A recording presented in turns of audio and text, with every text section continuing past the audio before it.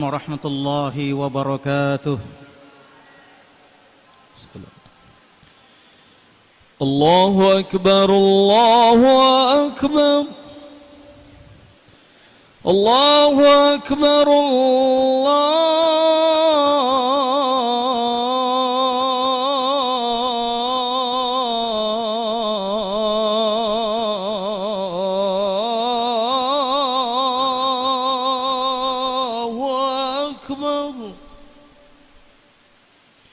أشهد أن لا إله إلا الله،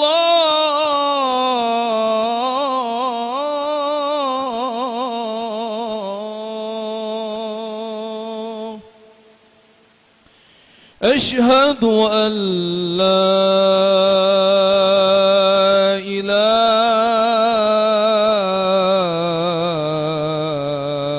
إله إلا الله،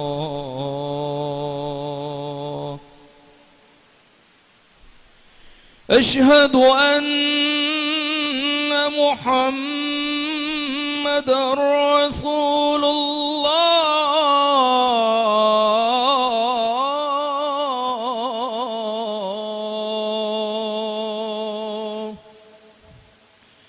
أشهد أن محمدًا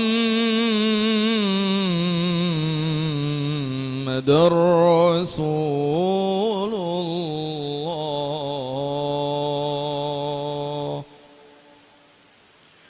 حي على الصلاة،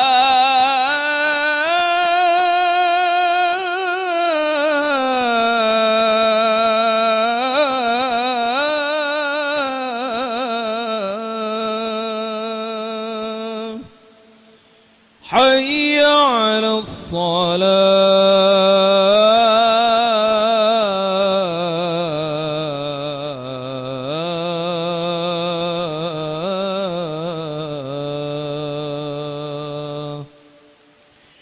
حي على الفلاح،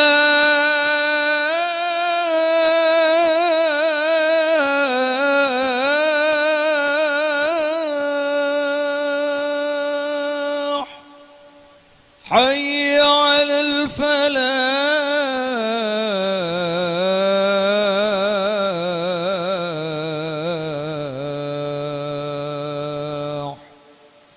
الله أكبر،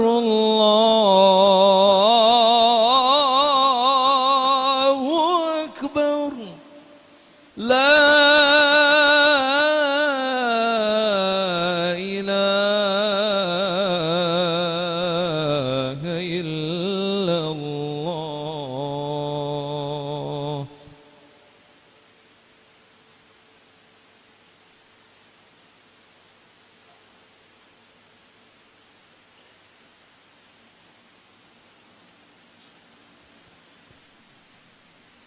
الحمد لله وكفى، والصلاة والسلام على نبي المصطفى وعلى آله وأصحابه الأتقياء. بلغ الرسالة وأدى الأمانة ونصح الأمة وجاهد في الله حق جهاده حتى تركنا على محجة البيضاء النقي لا يزيغ عنها إلا هالك. قال سبحانه: يا أيها الذين آمنوا اتقوا الله حق تقاته ولا تموتن إلا وأنتم مسلمون. يا أيها الناس اتقوا ربكم الذي خلقكم من نفس واحدة وخلق منها زوجها وبث منهما رجالا كثيرا ونساء، واتقوا الله الذي تساءلون به والأرحام إن الله كان عليكم رقيبا.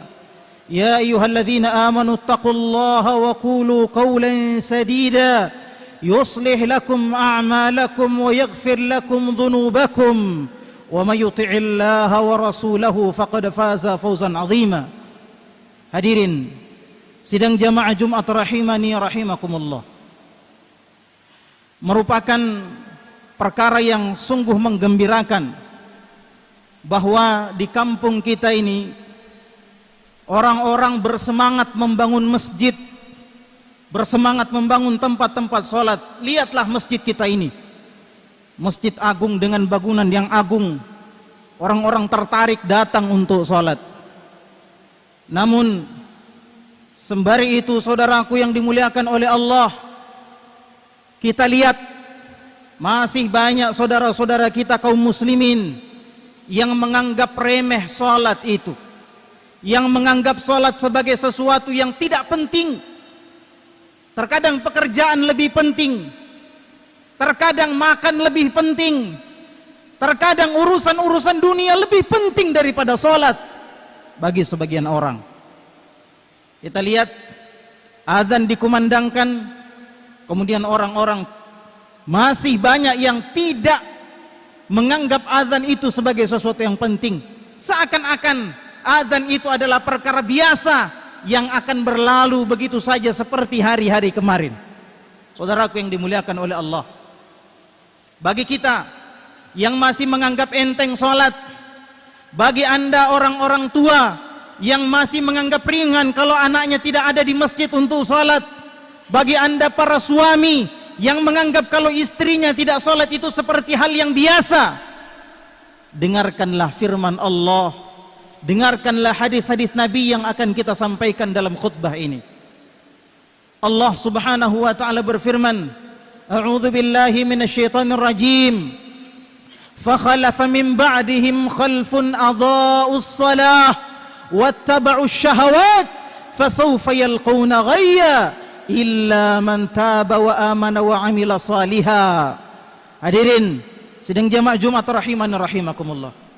Setelah Allah bercerita tentang para nabi dan orang-orang saleh di dalam surah Maryam, kemudian Allah mengatakan, di belakang orang-orang saleh, di belakang para nabi itu akan ada khalfun, generasi adha'us shalah, yang meninggalkan salat, menyia-nyiakan salat. Fasawfa wattaba'us syahawat, sehingga kata para ulama, karena mereka menyia-nyiakan salat, maka mereka mengikuti hawa nafsu, tidak mampu melawan hawa nafsu. Kenapa?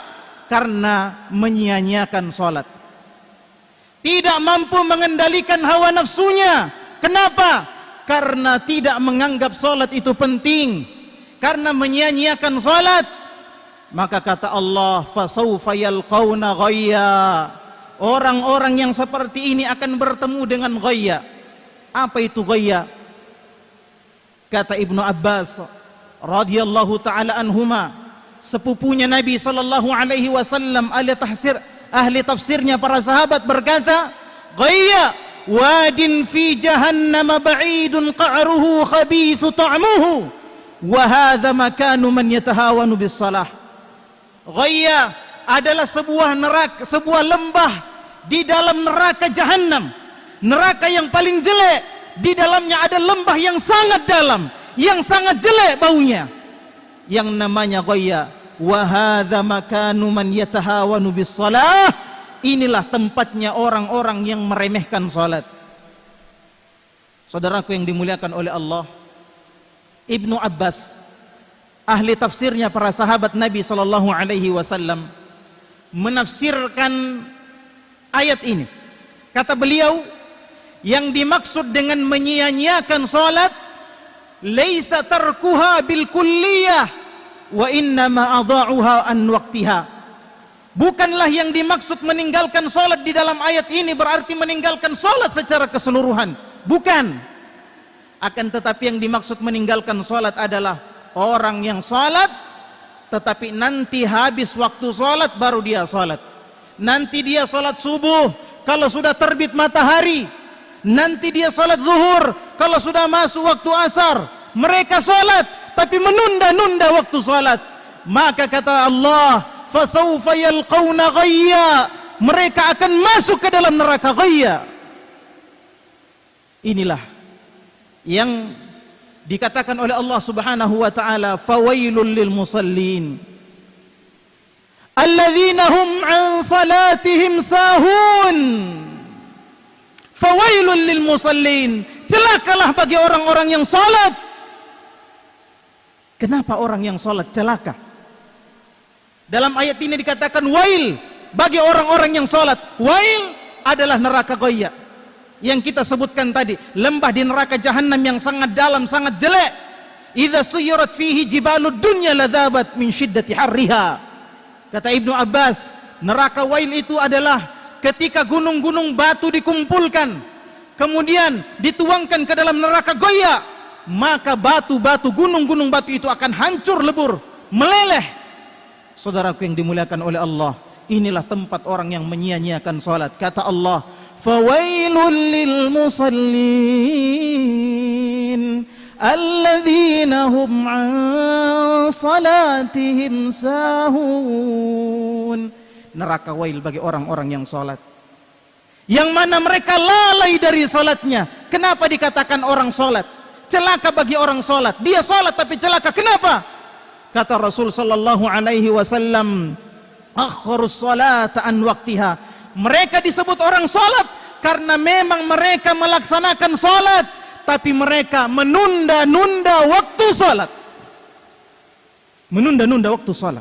Sudah datang azan, Allahu Akbar, Allahu Akbar, mereka anggap biasa saja, padahal yang dikumandangkan adalah nama Allah yang maha besar. Ternyata pekerjaan mereka lebih besar, ternyata makanan mereka lebih besar, perdagangan mereka lebih besar, karena yang dipanggilkan untuk mereka adalah nama Allah yang maha besar, tapi ternyata ada yang lebih besar bagi mereka. Saudaraku yang dimuliakan oleh Allah, coba perhatikan kedua ayat ini. Kedua ayat ini merupakan ancaman bagi orang yang menunda-nunda waktu sholat. Dia sholat tapi dia tunda-tunda. Maka bagaimana keadaannya orang yang memang tidak sholat? Lebih celaka lagi. Rasul sallallahu alaihi wasallam bersabda, "Wa man yuhafidh 'alaiha kana lahu nur wa burhan wa najatan yaumal qiyamah." Barang siapa yang menjaga salat, maka akan mendapatkan cahaya pada hari kiamat, akan mendapatkan burhan, bukti bahwasanya dia berhak masuk ke dalam surganya Allah. Orang yang menjaga salat, wa najatan yaumal qiyamah, dan mereka akan mendapatkan kemenangan, keberhasilan, lolos dari api neraka pada hari kiamat. Ini bagi orang yang menjaga salat. Sebaliknya kata Rasul sallallahu alaihi wasallam, wa man lam yuhafidh 'alaiha laisa lahu nurun wala burhan wala najatan yaumal qiyamah wa kana wa husyira ma'a fir'aun wa qarun wa haman wa ubay bin khalaf. Kata Rasul sallallahu alaihi wasallam, yang mana sabda Rasulullah adalah wahyu yang diberikan kepada Allah, kepada Rasul sallallahu alaihi wasallam, sebagaimana firman Allah, wa ma yantiqu 'anil hawa in huwa illa wahyun yuha. Tidaklah Muhammad berbicara sesuai dengan hawa nafsunya, akan tetapi apa yang dikatakan Muhammad adalah wahyu yang diwahyukan kepadanya. Apa kata Muhammad sallallahu alaihi wasallam? Barang siapa yang tidak menjaga salat, maka dia tidak akan mendapatkan cahaya pada hari kiamat. Hidupnya gelap, jalannya gelap pada hari kiamat. Wala burhan, tidak ada bukti ketaatan pada dirinya, dia tidak berhak masuk ke dalam surganya Allah. Orang yang tidak salat, kata Rasulullah, tidak akan masuk ke dalam surganya Allah subhanahu wa ta'ala. Lebih parahnya lagi kata Rasulullah, ini kata Rasulullah, bukan kita yang bikin-bikin, Pak. Kata Rasulullah sallallahu alaihi wasallam, orang yang tidak salat, husyira ma'a fir'aun wa haman, akan dibangkitkan bersama Fir'aun, akan dibangkitkan bersama Haman, menterinya Fir'aun, akan dibangkitkan bersama Qarun, akan dibangkitkan bersama Ubay bin Khalaf. Kata para ulama, orang yang gara-gara kekuasaannya sehingga dia tidak mau salat, dia menunda-nunda salat, maka dia akan dibangkitkan bersama Fir'aun. Orang yang karena pekerjaannya sehingga dia menunda-nunda salat, maka dia akan dibangkitkan bersama Haman. Orang yang tertipu oleh hartanya, tertipu oleh perdagangannya, sehingga dia tidak mau salat, dia menunda-nunda salat, maka dia akan dibangkitkan bersama Qarun dan Ubay bin Khalaf. Saudaraku yang dimuliakan oleh Allah, setelah mendengar ayat-ayat ini, setelah mendengar hadis-hadis Rasul sallallahu alaihi wasallam, masih adakah di dalam hati kita bentuk meremehkan salat itu? Sungguh berbahaya saudaraku yang dimuliakan oleh Allah Subhanahu wa taala. Bahkan sabda Rasul sallallahu alaihi wasallam, sabda Rasul sekali lagi, bukan kita yang bikin-bikin. Kata Rasul sallallahu alaihi wasallam, "Al-ahdul ladzi bainana wa bainal kufri as-salah, faman tarakaha faqad kafar." Saya mohon maaf, ini sabda Rasulullah harus disampaikan. Kata Rasul sallallahu alaihi wasallam, perjanjian antara kita dengan kekufuran adalah salat. Maka barang siapa yang meninggalkan salat, kata Rasul sallallahu alaihi wasallam, maka dia telah kafir, keluar dari Islam. Oleh karenanya, para ulama kita, silakan kita buka buku-buku fikih, Pak. Para ulama kita mengatakan seorang suami yang tidak salat sementara istrinya salat, menjaga salat, maka sang istri harus meminta cerai kepada suaminya karena dikhawatirkan suaminya telah jatuh ke dalam kekafiran karena suaminya meninggalkan salat. Barakallahu li wa lakum fil Qur'anil azim wa nafa'ni wa iyyakum bima fihi minal ayati wadh-dhikril hakim wa taqabbalallahu minni wa minkum tilawatahu innahu huwal ghafurur rahim.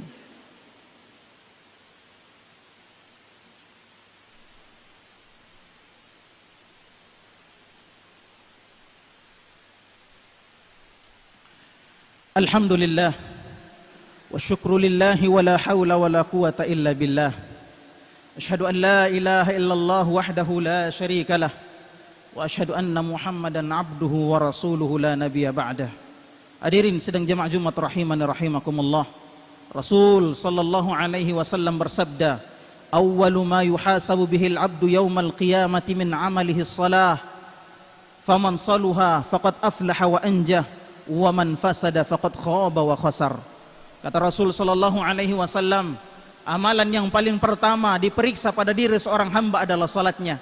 Barang siapa yang salatnya rusak, dia salat tapi rusak salatnya, maka dia telah celaka, telah merugi. Dan barang siapa yang bagus salatnya, maka dia telah beruntung. Maka saudaraku, mari kita jaga salat. Kita jaga salat pada diri kita, keluarga kita, istri kita, anak kita. Jangan sampai ada di antara kita yang meninggalkan salat, karena meninggalkan salat adalah kecelakaan. Innallaha wa malaikatahu yusalluna 'alan nabi ya ayyuhalladzina amanu sallu 'alaihi wa sallimu taslima. Allahumma salli wa sallim 'ala Muhammad wa 'ala ali Muhammad kama sallaita 'ala Ibrahim wa 'ala ali Ibrahim wa barik 'ala Muhammad وعلى آل محمد كما باركت على إبراهيم وعلى آل إبراهيم إنك حميد مجيد. اللهم اغفر للمسلمين والمسلمات والمؤمنين والمؤمنات الأحياء منهم والأموات إنك سميع قريب مجيب الدعوات يا قاضي الحاجات. اللهم أرنا الحق حقا وارزقنا اتباعه وأرنا الباطل باطلا وارزقنا اجتنابه. ربنا لا تؤاخذنا إن نسينا أو أخطأنا ربنا ولا تحمل علينا إصرا كما حملته على الذين من قبلنا ربنا ولا تحملنا ما لا طاقة لنا به واعف عنا واغفر لنا وارحمنا أنت مولانا فانصرنا على القوم الكافرين.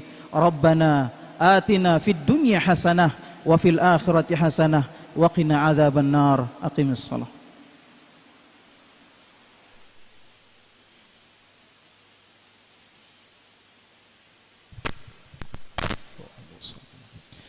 الله أكبر الله أكبر.